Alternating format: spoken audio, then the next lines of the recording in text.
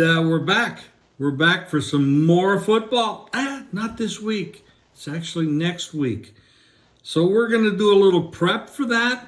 But in order to do that, I think we have to look a little bit at what happened last week.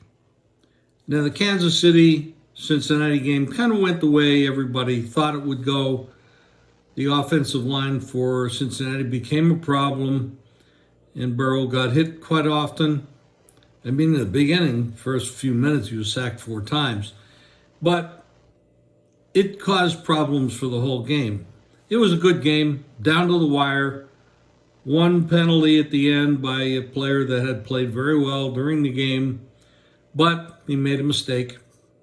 Cost them field position, made the field goal possible, and Kansas City moves on.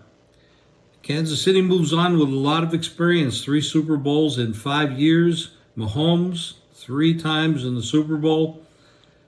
That is an amazing experience level. And of course, you have Andy Reid, who has a ton of experience, 14 years with Philly and McNabb and the great things they did there. And now 10 years with Kansas City, 5 with Mahomes. Before that, Alex Smith. A lot of experience there on the Kansas City side. So that's something to take into consideration. And, of course, you have to look at the injuries that they suffered throughout the year and especially last week.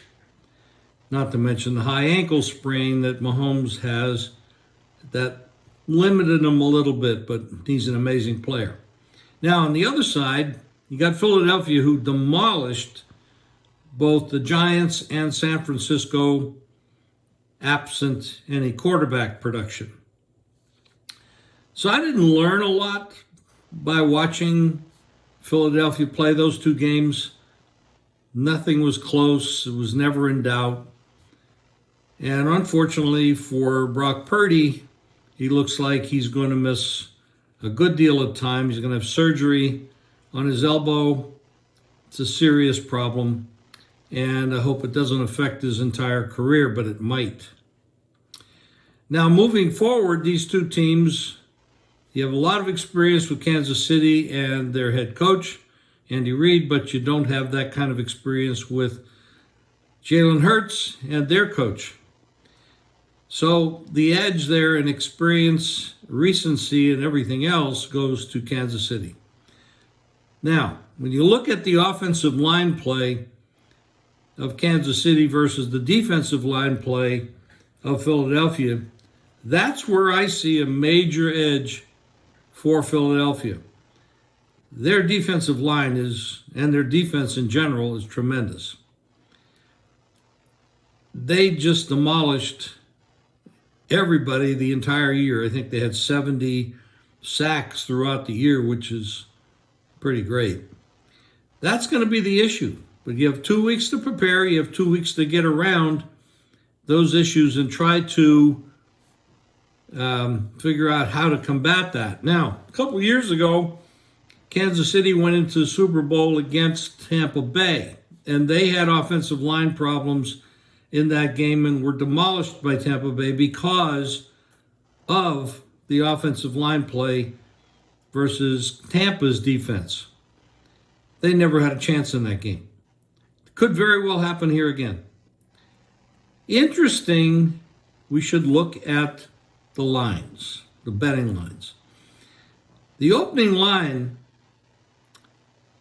for this game was Kansas City favored by 1.5, even some places might have been 2.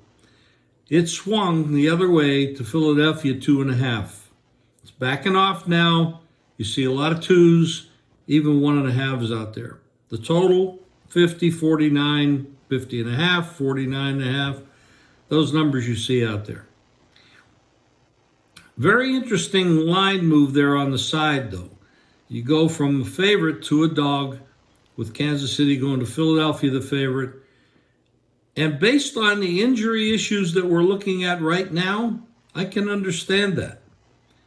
So those things have to be considered, and we need to do a lot of work between now and tee-off time. But I have to remind you, that the better betting options might be the propositions. There's going to be a prop on, there's probably going to be 500-600 props.